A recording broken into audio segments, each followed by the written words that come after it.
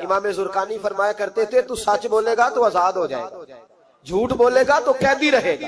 حضور نے اسے سچ کی برکت سے آزاد کا الصدق ینجی، سچ تجھے نجات دلاتا ہے، سچ تجھے بچا لیتا ہے، سچائیاں انسان کو زندہ رکھتی ہیں۔ آپ دیکھ لیں اس ملک کے اندر کتنے سیاستدان آئے، پھر وہ گزر گئے، اللہ جانے کہاں گئے، بیوروکریٹس آئے گزر گئے، جو لوگ سچ بولتے ہیں وہ قائم رہتے، جن کے افکار میں سچائیاں تھیں، جن کے کردار میں گفتگو میں سچائیاں تھیں وہ موجود ہیں۔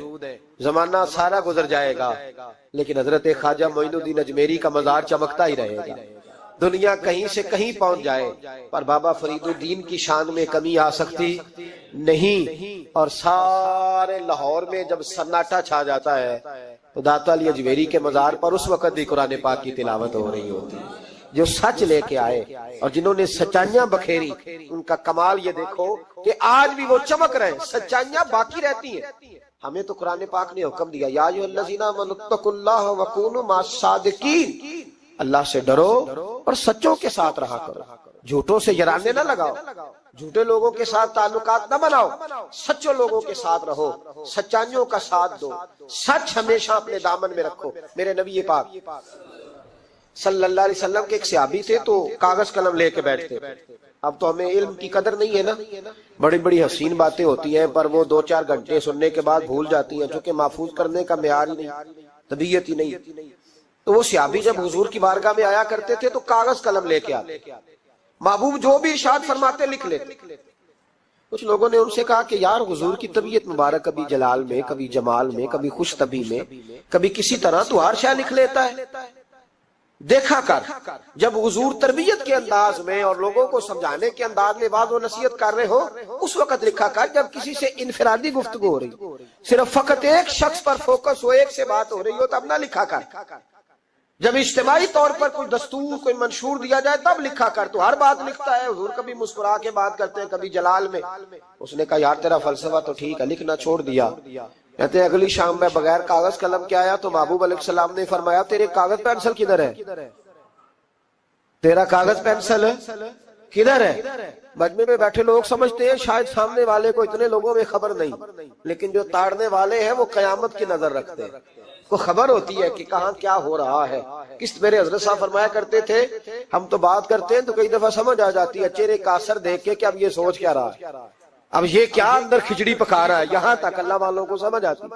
کہتے ہیں نبی پاک علیہ السلام نے جب پوچھا نا کاغذ قلم کہاں ہے تو میرے آنسو ہی نکل گئے۔ میں نے کہا اس کا مطلب ہے کہ میرے محبوب کی مجھ پہ نظر رہتی ہے کہ یہ کس حال میں آتا ہے، کس طرح آ کے بیٹھتا ہے، کیا اس کا انداز ہے، حضور کو پتا ہے۔ فرماتے ہیں میں رو پڑا، کاغذ قلم کدھر ہے؟ عرض کی یا رسول اللہ صلی اللہ علیہ وسلم، کچھ لوگوں نے کہا تھا کہ حضور کبھی جلال میں، کبھی جمال میں، کبھی انفرادی گفتگو کرتے ہیں تو ہر شے لکھتا ہے، خاص خاص موقع کے واعظ و نصیحت لکھا کر۔ تو فرماتے ہیں میرے نبی پاک علیہ الصلوۃ والسلام نے فرمایا اکتب اکتب اکتب، تو لکھا کر لکھا کر لکھا کر۔ میں کسی حال میں بھی ہوں، کسی رنگ میں بھی ہوں، کسی موقع پر بھی ہوں، میرے منہ سے جو بھی نکلتا ہے حق اور سچ ہی نکلتا ہے۔ کسی موقع پر بھی کوئی بات خلاف واقعہ نکلتی۔ مدینہ شریف میں حاضری دینے کے حوالے سے نا ایک شخص نے تحقیق کی اور اس کی ریسرچ آئی تو اس نے کہا کہ میں سوچتا تھا لوگ سب سے زیادہ کہاں روتے ہیں، تو لوگ سب سے زیادہ مدینہ شریف جا کے روتے ہیں، بڑا روتے ہیں۔ بڑی امید ہے سرکار قدموں میں بلائیں گے، کرم کی جب نظر ہوگی مدینے ہم بھی جائیں گے، اور اگر جانا مدینے میں ہوا ہم غم کے ماروں کا تو مکینے گنبد خضرا کو حال دل سنائیں۔ وہاں جا کے لوگ روتے ہیں، تڑپتے ہیں۔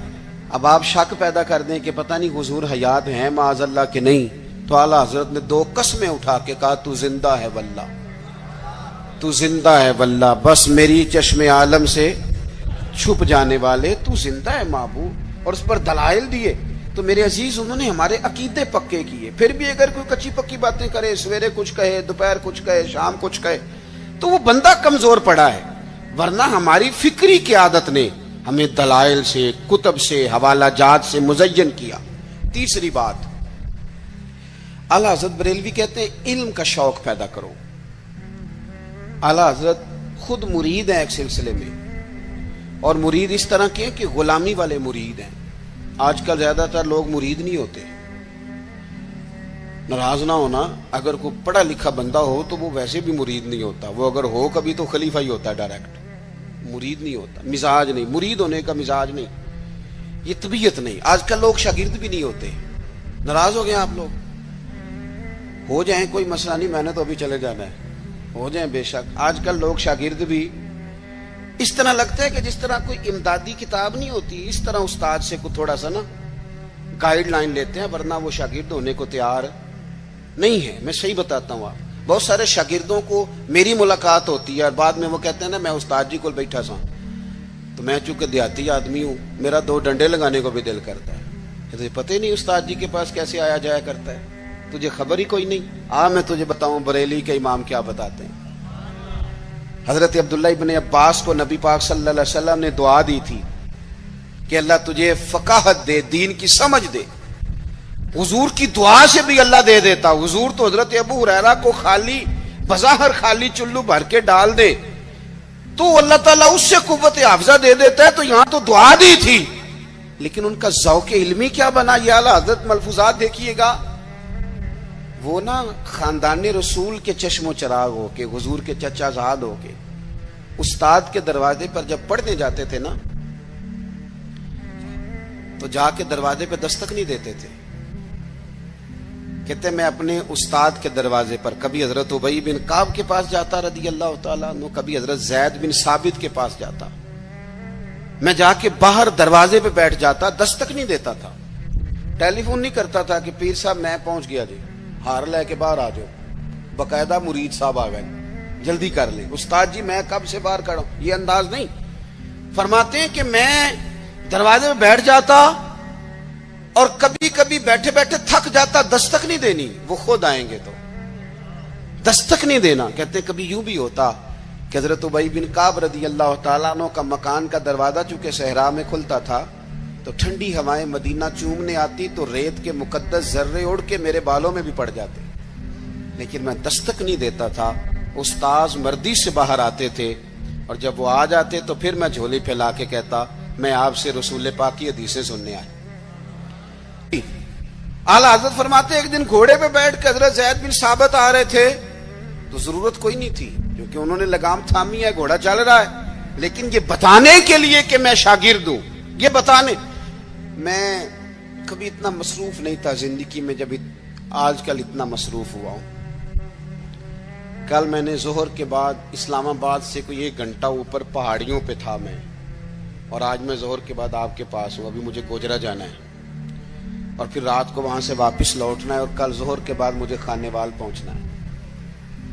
کئی دفعہ ایک پیر اٹھاتا ہوں تو اٹھایا نہیں جاتا، گاڑی میں بیٹھے بیٹھے حد ہو جاتی ہے. اور اس کے باوجود لوگ روزانہ 25-30 لوگ ہم سے ناراض ہوتے ہیں کہ ان وڈے ہو گئے وہ ٹائم ہی نہیں دیندے. اس کے باوجود یہ حال. کبھی کبھی کچھ چیزیں مزہ دیتی ہیں. میں نے ایک وعدہ کیا ہوا تھا، لاہور میں کسی سے میں نے جانا تھا تو میرے استاد صاحب کا فون آ گیا. فرمان لگے کتنے میں؟ او شاگردو ترس جاؤ گے نوازوں کو، یہ 2-4 جو رہ گئی ہیں ان کی قدر کرو. کتنے میں بھائی؟ میں عرض کی تھی حضور میں کہا رہا ہوں. فرمان لگے پرسوں پنڈی جانا ہی. تو میں نے چونکہ لاہور وعدہ کیا ہوا تھا، میں کہ حضور میں ذرا اتنے کی کام میں پرسوں پنڈی کی مصروفیت ہے. تو میرے استاد ہیں اور یہ بات انہوں نے کی تو میرا قد بڑا ہوا. فرمان لگے تینوں وضاحت دینا میں ضروری نہیں سمجھتا، تو پرسوں سویرے 9 بجے تیار ہو کے سڑک تے آمی جانا ہے. بڑے لوگ دعوت دیتے ہیں، بڑے لوگ پیغام دیتے ہیں، بڑا پیار کرتے ہیں. آپ یقین کریں مزہ آ گیا بات کا. مجھے جو بندہ پوچھے پنڈی خیر ہے، میں کہا مینوں آپ نہیں پتا. گھر والے پوچھتے پنڈی خیر ہے، میں کہا مزہ بڑا آنا ہے جانے دا، پتہ کوئی نہیں کی کام میں. انہوں نے کہا پرسوں کبھی مزہ بھی تو لو نا، کبھی ذائقہ بھی تو لو نا. ہمارے ایک بزرگ ہیں، ان کی عمر 65-70 سال ہے. ان کی والدہ انتقال کر گئی، میرے پاس جمعہ پڑھتے ہیں تو میں ان کے گھر تعزیت کے لیے گیا تو ان کے بچے کہنے لگے کہ ہماری دادی کی عمر 100 سال سے زیادہ تھی پر ابا چوپی نہیں کرتے، ہر وقت روتے ہیں. ان کو کہیں کہ حوصلہ کرے. تو میں نے ان سے کہا کہ بھئی آپ بچے کیا تو ٹھیک ہی رہے ہیں کہ آپ خود 65-70 سال کے ہیں اور آپ کے بچے بڑے ہیں اور شادی شدہ ہیں، تو اب انہوں نے بڑی شاندار بات کی. کہنے لگے پیر صاحب اما جدوں دی گئی ہے میں وڈیرا ہو گیا, میرے بال چٹے نے, میرے 2 پوتے نے, 3 نواسے نے, لیکن جدوں میں گھر آਉਂਦਾ سا تے اما کہندی سی منڈیا آ گیا ہے, روٹی لیاؤ نا منڈے لئی. فرماتے ہیں یوں لگتا تھا نہیں بال سفید ہوئے ہیں پر میں ہوں ابھی جوان. جب تک آپ کا کو بڑا رہتا ہے آپ طاقتور رہتے ہیں. خود بخود اپنے آپ کو بڑا کرنے کی کوشش نہ کریں, کسی کو بڑا مانے, طاقتور رہیں گے, جان رہے گی, آپ کی پشت پہ کوئی کھڑا رہے گا. اور اگر نکل جاؤ گے چھتڑی سے تو طلباء کرام یاد رکھنا کمزور پڑ جاؤ گے.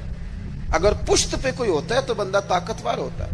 ضرورت نہیں تھی حضرت زید بن ثابت رضی اللہ تعالیٰ عنہ کے گھوڑے کی لگام تھامنے کی, پر اعلیٰ حضرت فرماتے ہیں کہ آگے دوڑ کے, حضرت عبداللہ ابن عباس نے دیکھا نا میرے استاد آگے, دوڑ کے جا کے گھوڑے کی لگام پکڑی.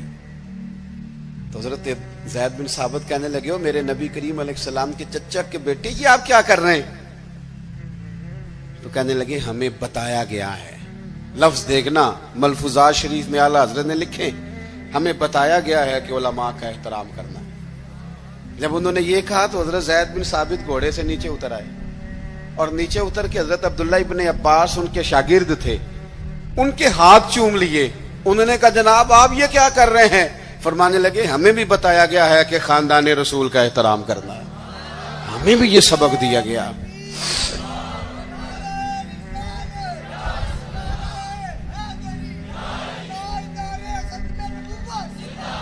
تو ذوق, علمی ذوق پیدا کریں, ادب والا ذوق پیدا کریں, اور علم سیکھیں تو عمل کرنے کے لیے, صرف تقریر کے لیے, بحث کے لیے, کل کو ڈگری لینے کے لیے نہیں. آپ علم اس لیے سیکھیں, جب نا علم خالی تقریر بن جاتا ہے نا, اور علم خالی تدریس بن جاتا ہے, پھر وہ اس طرح کا بھی بعض اوقات معاملہ بنتا ہے کہ عارف رومی کہتے ہیں کہ اگر تو صرف لفظ تجھے یاد ہے اور تو عمل نہیں نہ کرتا تو یہ لفظ تو طوطے کو بھی رٹا دیا جائیں گا تو وہ بھی رٹ لے گا, تیرا اور اس کا کیا فرق ہوگا؟ جب تک آپ عمل نہیں کرتے علم پر, جب تک اس کو عمل کے حصول کے لیے حاصل کرے. خالی میں ایک درویش کو پڑھ رہا تھا, ان کے خلیفہ صاحب نے خط لکھا کہ حضرت میں اب تقریر بھی کرتا ہوں, تدریس بھی کرتا ہوں, تصنیف بھی کرتا ہوں. تو انہوں نے جواب میں شاباشی نہیں دی بلکہ فرمانے لگے بیٹا یہ تو کام تم لوگوں کے لیے کرتے ہو, اپنے لیے کیا کرتے ہو؟ سحری کے وقت اٹھ جاتے ہو نفل پڑھنے کے لیے, تلاوت قرآن روز ہوتی ہے, سجدے کا ذوق حاصل ہے, درود و سلام کی طبیعت ہے, یہ تو لوگوں کے لیے کام ہے نا سارے. بڑی اچھی بات ہے, دین کی خدمت کرتے ہو, پر اپنا بھی تو بتاؤ نا. اعلیٰ حضرت فاضل بریلوی رحمت اللہ علیہ کی شخصیت کا جو کمال ہے وہ یہ ہے کہ جو وہ کہتے تھے نا اس سے زیادہ وہ کرتے تھے. ان کی طبیعت تھی وہ کرتے تھے.